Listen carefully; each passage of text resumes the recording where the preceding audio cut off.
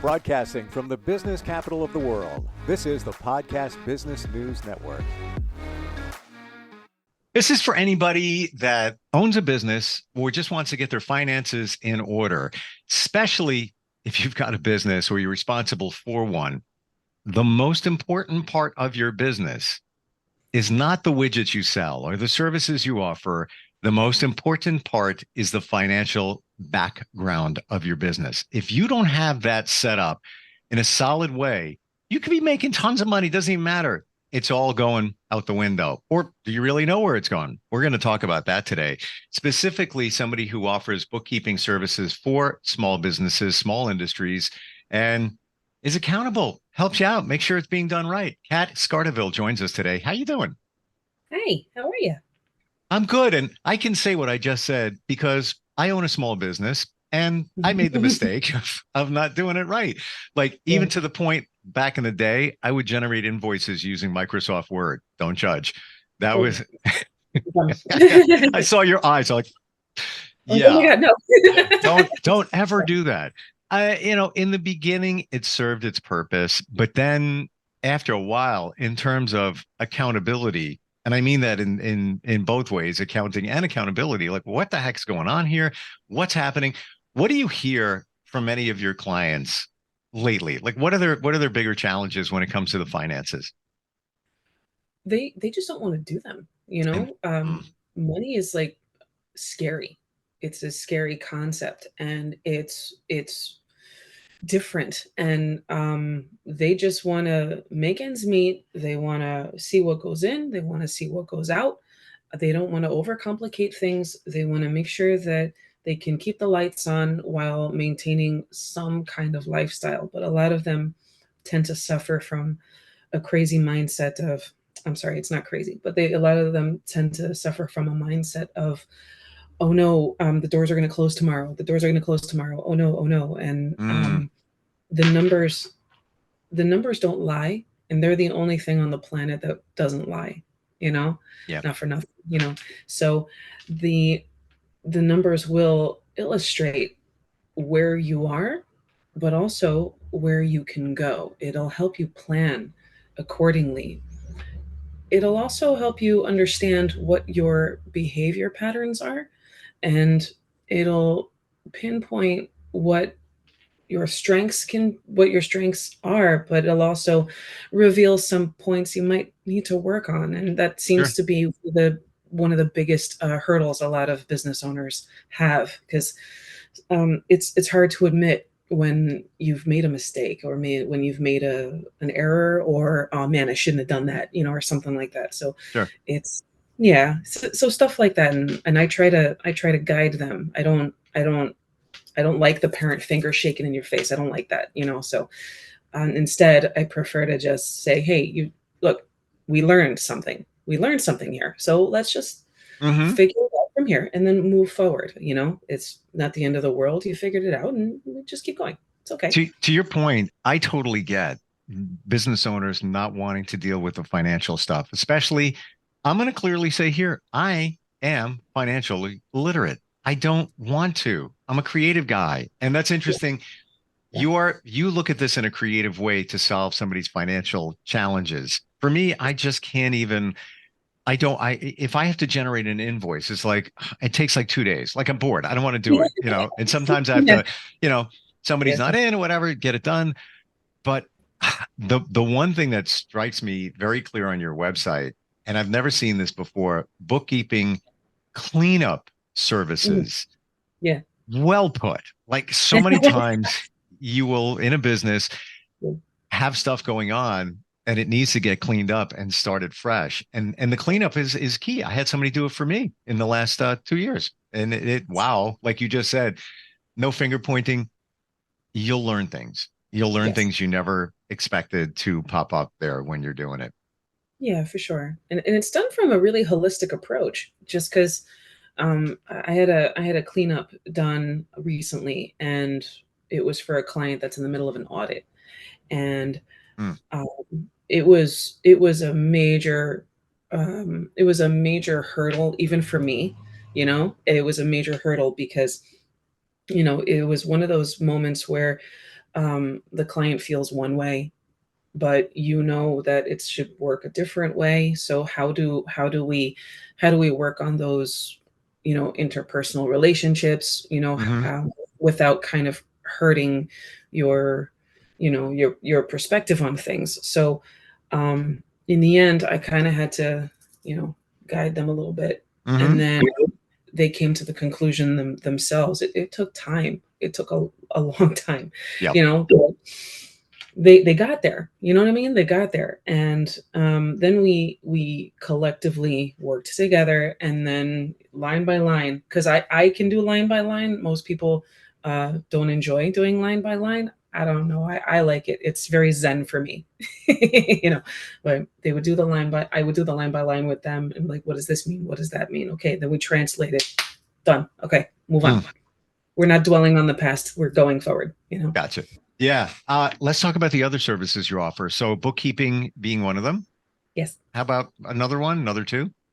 Oh, sure, sure. So we do tax prep services as well, and that's fun in itself, because we get to identify where the pain points are for the year, and we get to also figure out, okay, what happened, and why are we paying so much, and how do we plan for the future. Which, so when we do the tax prep, then we kind of lead to tax planning. So what I would normally say to most business owners is, if they're on their own and they're sole proprietors, you're allowed to have a pension. Like, you can do that, like, so you open Hmm. up a SEP or something like that, and then you get yourself like a high yield savings account. You're basically treating yourself like a corporation, because you can.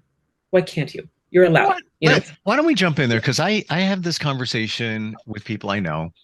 Yeah. Um, an LLC versus a corporation. Say, Okay. yep.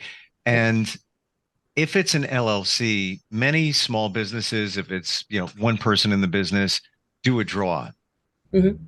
But Yes. that can be challenging as well, because let's say you need to prove your salary. What's your salary? It's not a W-2, Yeah. it's sometimes because you do a personal and business return all in one, many Mhm. times if it's that situation.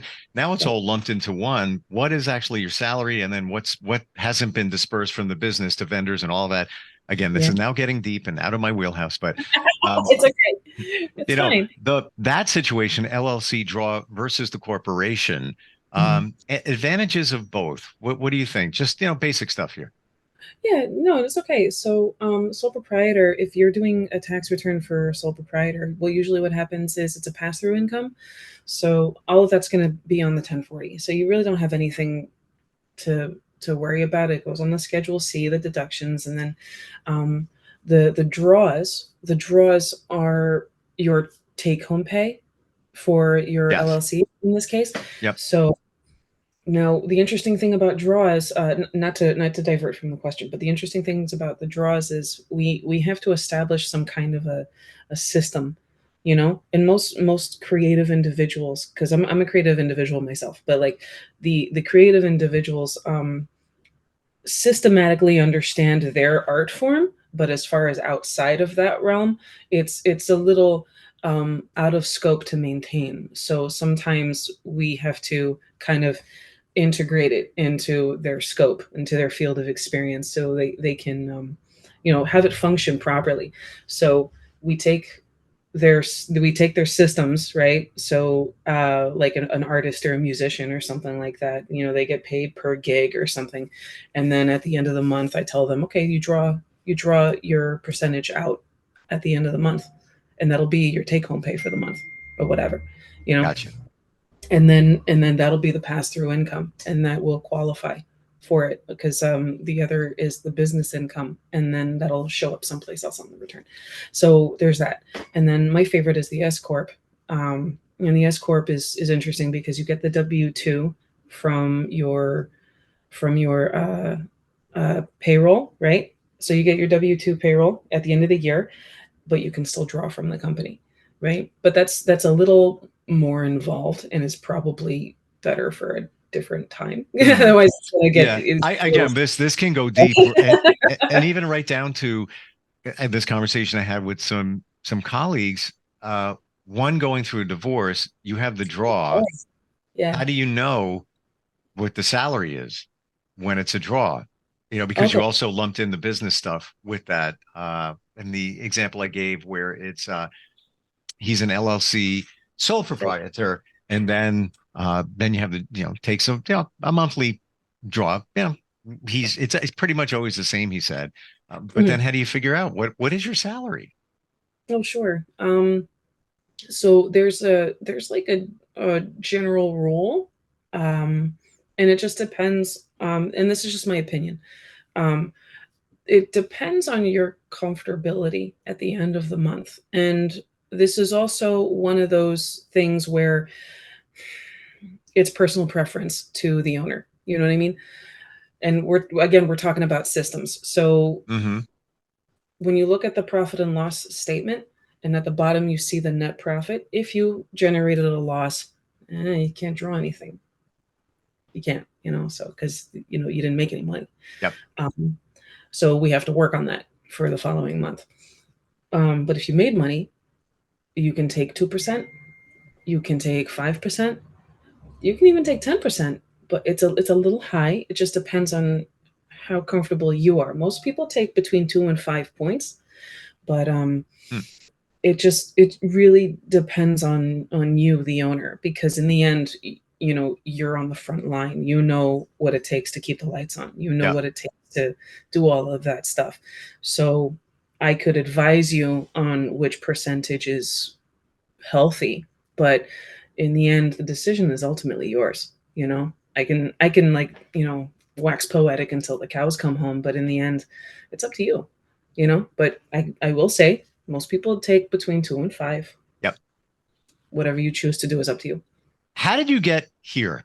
Your journey, where did it begin? Your affinity for numbers and bookkeeping and accounting and all of that.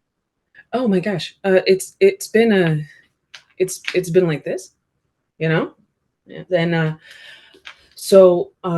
I grew up in a family business, and the family business was in material handling. It was in forklifts, scissor lifts, construction equipment, Gotcha.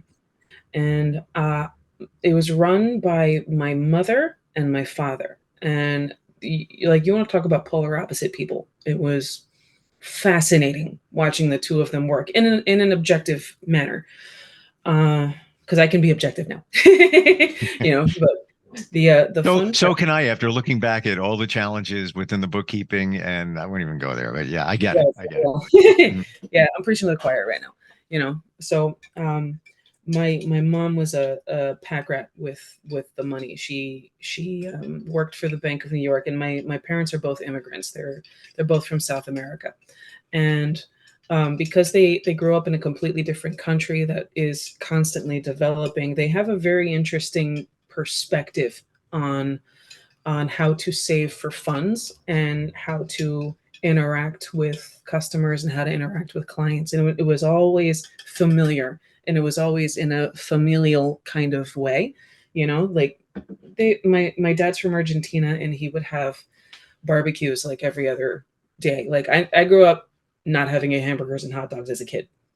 Mm. It was foreign for me. You know what I mean? We had like slabs of beef, slabs of like sausage, slabs of all meat all the time. And my cholesterol's fine, which is hilarious. But it's because my Right. mom grew up in Peru, and she was by the coast. So we had seafood, and we had ceviche and all these other things, and um, potatoes. There's like 130 varieties of potatoes. Oh God, it's so crazy. Anyway, so watching them work with the clients, my father was very charismatic, and my mother was very charming.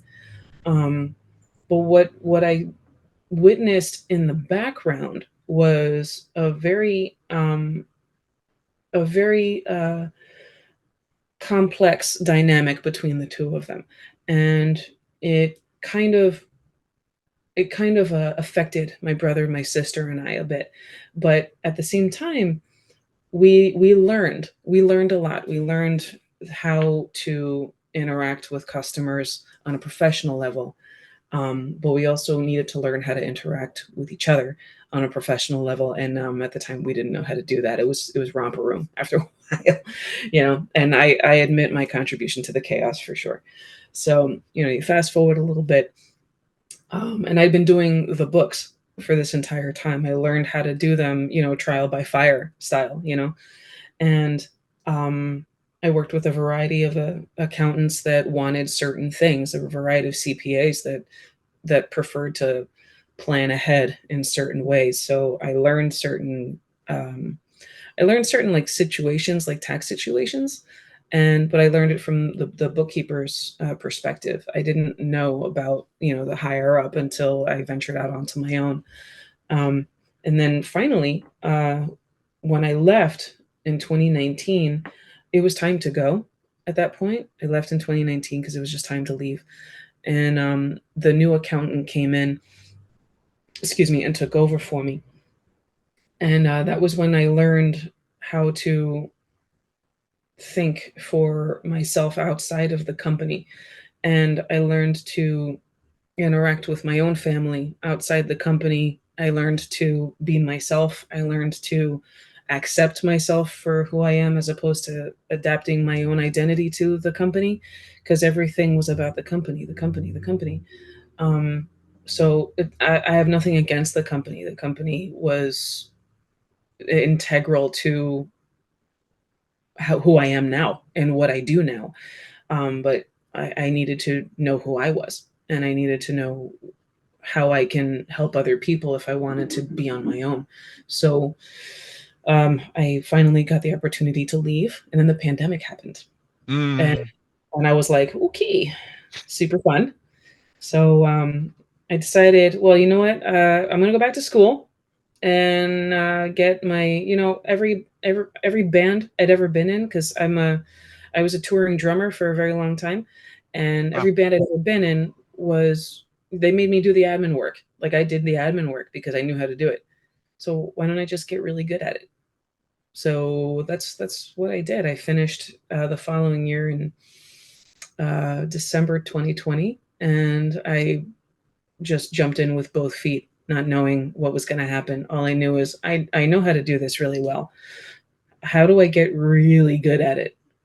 And now it's just putting out fires and making sure that everybody's okay and making sure the books are updated and making sure that um, they feel taken care of and they feel okay and they feel like the client knows that they have somebody in their corner, because it's crazy that sorry about that. It's crazy that like a lot of these business owners feel alone, and It's true. It really yeah. is. And you want to, when somebody works with you, anybody, they need to Mhm. be comfortable in that this is their personal information. You're giving up, their finances. Yeah. They don't even talk to their friends about that. You don't want your friends knowing how much you make and all of that. It's a very delicate, intimate relationship when you're working with somebody, and you have to learn the business. Somebody sells widgets over here, somebody sells paint over here, somebody sells cars over here. It's got different dynamics all within that, right? Yeah, for sure. For sure. And I had a project with a plumber, and the plumber needed their what's it called? It needed their books a certain way. And when the project was over, they were happy with how the books were set up. The it was just wild because the AIA had to match with what the book said, and hopefully we accomplished that. But I mean, every client has different needs, and every single individual like requires different care. So, in my experience, I would, I do self work on the regular every day, and I'm constantly trying to think about what if I was in that position, what would I want? And Mm. if I was in that position, what would I need? And this is just something that I think everybody has to work on. It's okay to ask questions, and it's okay to not pretend that you know everything. Like, I'm constantly studying, constantly, and I'm constantly asking questions from my mentor, and we we have to just rely on each other and be as open and honest in our communication as possible. So let's talk about QuickBooks because that's Yeah. kind of the standard. Yes. What are your thoughts if somebody's making a choice, or let's say, would a business buy the subscription to it typically, and then you work off of their QuickBooks, or you bring your own in, your own? How does that work? So, QuickBooks is so I'm QuickBooks certified, right? And the software is migrating almost completely to the cloud, and that's being done this year. Um, so what they've done is they've kind of done away with the product support with desktop, except for enterprise. Hmm. But enterprise has to be hosted in the cloud now, you Yep. know? So all of this is hosted in the cloud. And when you host it in the cloud, now you have to pay a subscription. With online, you had to pay a subscription anyway. So what's the difference? But man, um, it used to be, oh, I can just pay for the software and that's that. And then if I want to upgrade, I just pay for the upgrade and I'm done. And Yep. it ain't like that. It's not like that no more. It ain't like that anymore. And And um, that's the way for everything, even Adobe, all of their suite of products, whether it's graphics, Photoshop, audio, all of it, all subscription based. You can't yeah, just buy a program anymore. it's a shame. Yeah, I miss it. I miss it. Me too. Just the aspect of just I bought it, it's mine, I got it. Yeah, It. well, it's here. Yeah, Yeah. yeah. Nah, Uh, it's not like that anymore, man. It's not like that Yep. anymore. And it's a drag. But it is what it is. It is what it is for sure. And so if so a client has enterprise, and I suggested often that they should migrate to online advanced, because what I learned is that sometimes enterprise tends to get glitchy. And like today, before you and I were getting together, we were entering some transactions, and for whatever reason they didn't take, and I had to enter them again. They didn't take. I had to. Oh man, it was a little frustrating, but the Better file is better you also than me. no, for real, yeah. It's like I don't want to handle any of that. Um, Almost out of time. Oh, sure. How does somebody connect with you? I know you offer a free consult. Yes. How does it all begin? If somebody wants to clean up their books, change their financial situation, how does it work? Yeah. Okay. You can go to our website, and that's www.equilibriumconsultantsnj, because we're from New Jersey.com. You can also email us at info@equilibriumconsultantsnj.com, or you can call us 848-565-0113. And those are pretty much the best ways to get in touch with us, frankly. Email's the best, though. Honestly, email's the best. I love the name Equilibrium because you want to be at a point where you're comfortable and balanced. And I guess Mm, that's where the equilibrium comes in there. You want your books balanced, right? for sure, for sure. But like, just to make you laugh, because I think you can relate. Um, so when you're recording something, you have to EQ it. Uh-huh. Yeah, that's kind of where I got it from. EQ Oh, gotcha. equals Okay. like EQ. Yeah. So So I see it in all different ways now. Yeah. And yeah, I like the fact that you come from things with a creative perspective. Like if you look at most job postings right now, especially for IT, it literally states creative IT person because yep. they want a creative thinker to solve the problem. There's a lot that goes behind that. So, and you offer that. Great talking with you today. Learned a lot. Thanks. There's so much more to dig into when it comes to finances, and I'm looking forward next time we get a chance to get together. Oh, thank you so much. I had a great time. Thanks a lot. Same. All right. Thanks, Kat. We'll catch All up soon. We're coming right right. back. Are you looking for even more of the podcasts and hosts that you love? The Podcast Business News Network is proud to announce that you now have even more ways to listen live. Check out the MyTuner Radio, online radio box, and Simple Radio apps on iOS and Android, or find us online. Search for Business News Network on mytuner-radio.com, or search Podcast Business News Network on streama.com and onlineradiobox.com/US. Take your podcast on the go and don't miss a minute of the action.